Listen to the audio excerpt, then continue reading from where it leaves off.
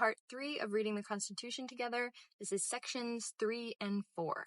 The Senate of the United States will consist of 2 senators from each state, elected by the people of that state for 6 years, and each senator will have 1 vote. Each state has a standard it uses to decide who is allowed to vote for its own state legislature. This same standard must be used to determine who is allowed to vote for the members of the Senate. After the first election of senators, and as soon as they meet for the first time, they will be divided into 3 groups. The first term of the first group will end in 2 years, and the first term of the second group will end in 4 years, and the first term of the third group will end in 6 years.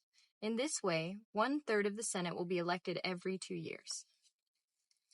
When any senator does not finish his or her term, the governor from his or her state must set a special election to fill the remainder of that term. However, the legislature of that state may give the governor power to make a temporary appointment that will only last until the position is filled by the special election. A senator must be at least 30 years old, a citizen of the United States for 9 years. At the time that he or she is elected, the senator must be a resident of the state that elected him or her.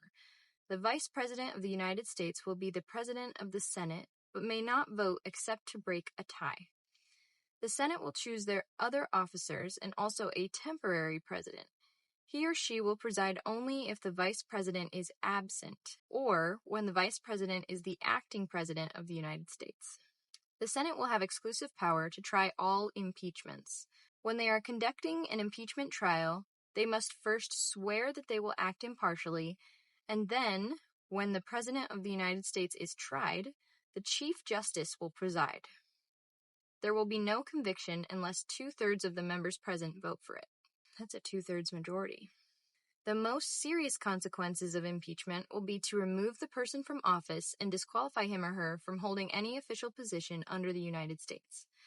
However, a convicted person may still have other liability and could be charged, tried, judged, and punished according to the law.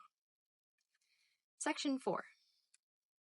The times, places, and methods of holding elections for senators and representatives will be decided by each state legislature.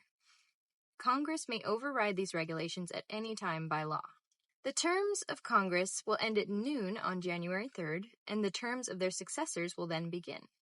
Congress must meet at least once every year, and that meeting will also begin at noon on January 3rd, unless that date is changed by law.